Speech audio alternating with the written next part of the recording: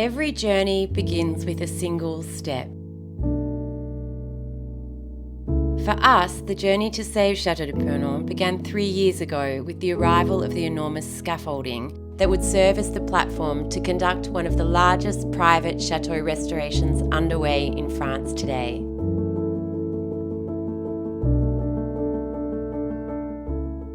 Our architect and artisans took their first up-close look at the condition of the château's collapsing roof. Il est vraiment temps de commencer les travaux, c'est catastrophique. La toiture est effrayante vue de près. Work started on ridding the facade from centuries of moss, selecting and shaping her replacement stones, removing the degraded slate roof, restoring the chimneys, the oak frame, the sculptures, the windows and shutters, and of course her incredible slate roof. The completion of the eastern wing last year meant restoration work could start on the central core of the chateau, restoring the degraded stonework, the render, the coats of arms, the oculi, the magnificent royal busts, and the complex slate roof. This week, our artisans put the final touches on the chateau's central core and removed the scaffolding to reveal the product of 3 years of restoration work for the very first time. Just in time to celebrate their well-deserved summer break.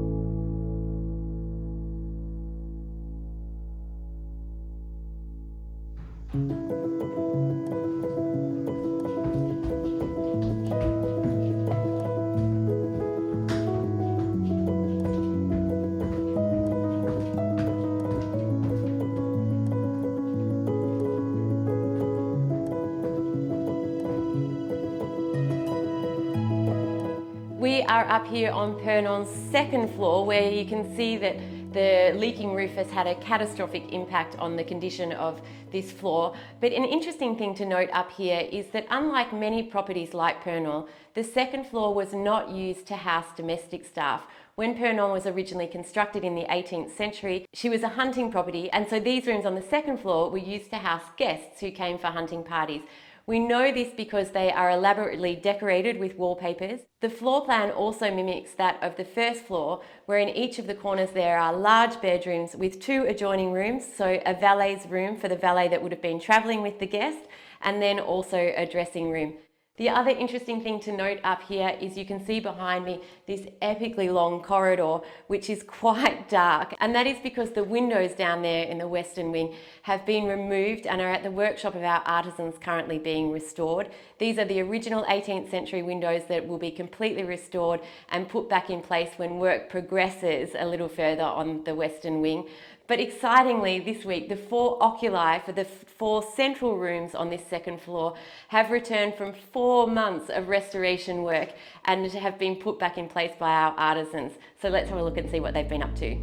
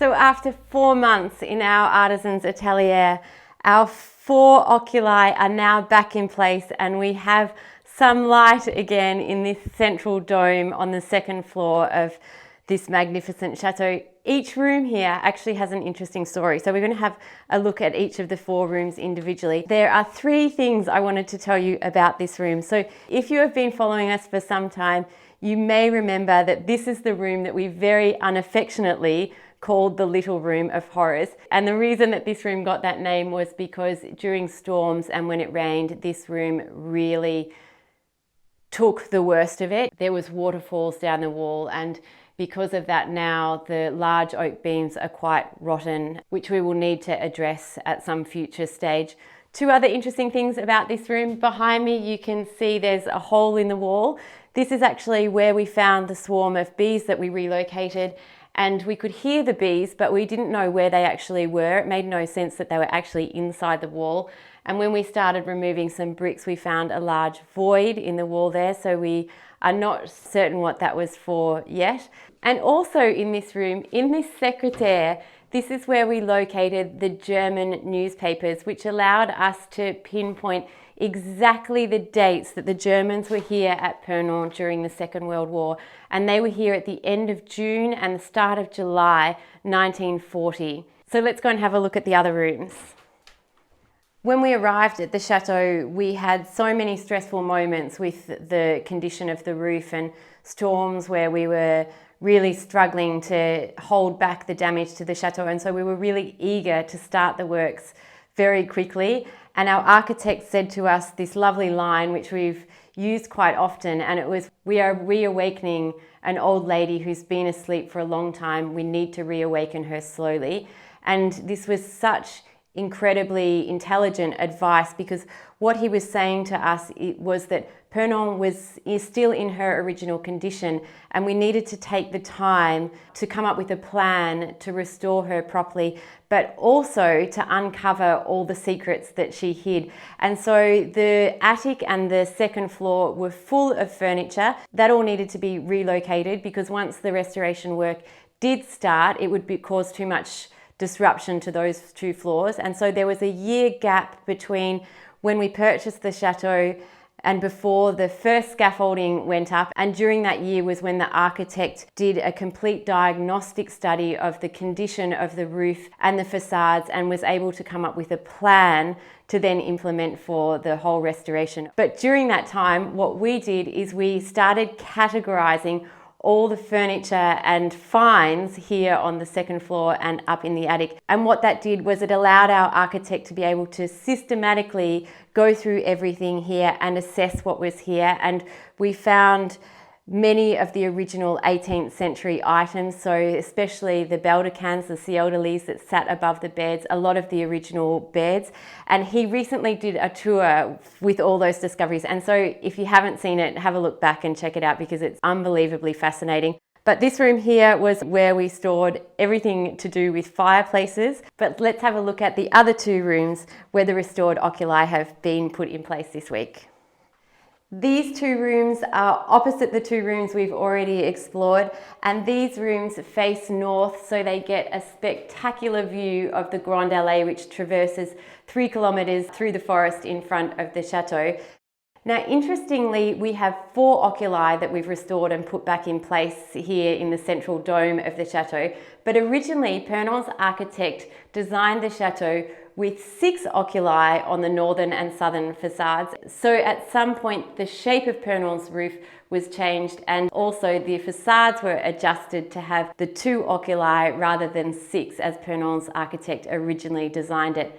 But this room was affectionately called the chair room, and it's where we stored all the chairs that we found when we first arrived here. And these chairs have now been moved to much safer territory, because this room also suffered terribly during storms. Let's have a look at the final room. This is the 4th and final room of the 4 rooms with the restored oculi. And interestingly, in this room, we discovered a lot of 19th and 20th century children's games. And we actually shared these games on a recent Patreon video that we did. So if that's something that interests you, definitely jump over there and check it out.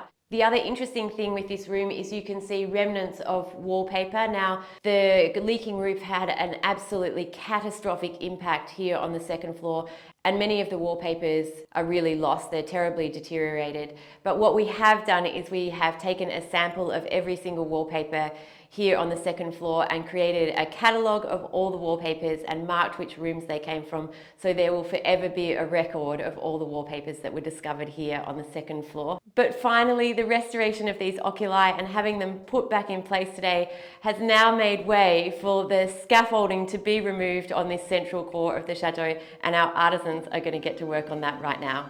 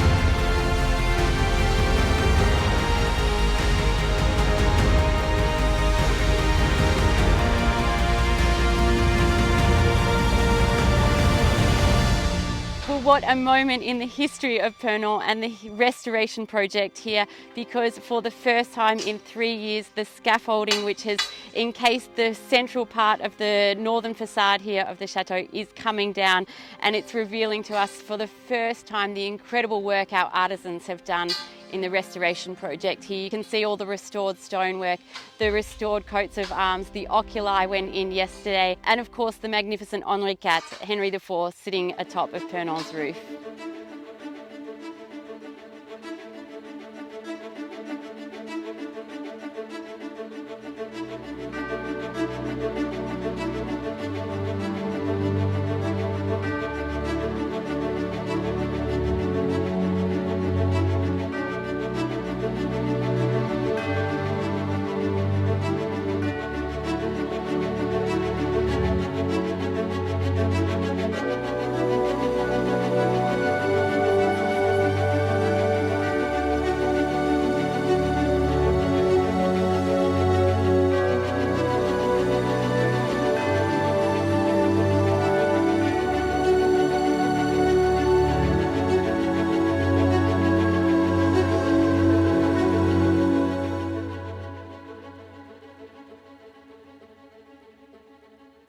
What a huge week, babe. How incredible to see the scaffolding come down after all this time. It's been a long journey, and the thing that's really had a big impact on me is just watching the level of detail that goes into each element of the restoration. You know, we knew they'd be doing the roof and redoing the facades, but it was amazing to me to watch the level of planning that went into doing the chimneys, making sure they got the chimney pots spot on, using those traditional techniques, the incredible journey of the royal busts, their restoration and seeing them put back in place. And even just something as simple as the render, they had so much trouble matching the exact patina, the exact colour of the original render, and they had to go and find the locally sourced sand so that they could create the mix that absolutely perfectly matched the original render. And it's just watching this level of detail that I find absolutely extraordinary. Yeah, and even don't forget also all the fastenings on the windows and the shutter fastenings, because remember the architect spent so much time trying to find out what the original 18th century fastening was, because there had been multiple sort of things added over different periods of time, and so like getting it back to what the original fastenings was. It's such a small detail but so important to the restoration, really. And also it makes me reflect too on the amount of planning that went into the entire sort of project, because at the start there was that 12-month period where the architect was doing all the diagnostic studies and talking to all the companies that were going to work here, and that really laid a great foundation for the last 3 years of works. But we've got a long way to go still. Yeah, and the planning is really important, because we know that with an historic restoration like this, getting it absolutely right is the heart of it all. Yeah. And we also know that doing things in the right order is really, really important. And we know that with the restoration really on stage one, on all the works that you can see behind us with the scaffolding now really well advanced, it's now time to start some of the future phases. So there's all the western wing still, the roof has still the old slate roof on, which will come off. The oak frame needs to be then restored before the new roof is put on, and a lot of the stonework there is actually been already completed, which will allow our stonemasons to start here on the restoration of the bridge. Yes. And then the moat walls, and then we've also been doing a lot of planning for the parks and gardens, which is really exciting as well. Yeah. And of course, don't forget the interior. The diagnostic study now for the interior of the chateau, which is fully heritage listed, has now been completed. And really the first phase of the interior restoration, which will be the western wing on the ground floor, some of our favourite rooms, the Grand Salon, the old bibliothèque or the library, those rooms, they can really start work on that relatively soon. Yeah. And that'll be a great moment to know that not only have we saved the chateau by all the incredible works that have been done on the exterior and particularly the roof, but now we can get into things that I think are going to be really, really interesting to our viewers, to see the restoration of those beautiful rooms inside the chateau. Yeah. But we have made progress inside this week, because on the east we now have electricity and hot water, which means that we can do the reveal of that beautiful ensuite that we've been working on the first floor, which is really exciting. It's been a long time in the making, and I can't wait to see it completely finished, and I'm sure that lots of people watching feel exactly the same way. And so also we'd like to say a huge welcome to everyone who's found us over the last few weeks and started following our journey, because it is enormously exciting to have so many people engaged in our journey with us. And as always, remember, if you'd like to follow the restoration of Pernon more closely, we post a daily update in our Instagram stories. We post an exclusive weekly video over on Patreon. And this week on Patreon, I'll take you on a tour of a part of a chateau outbuilding that even Flick and I had not seen before. We'd been too scared to go up the staircase and have a look at a couple of these rooms, and so this week we go up and have a look, and that's exclusively available to those of you following us on Patreon. Otherwise, just hit the subscribe button, turn on your notifications, and we'll keep you updated here.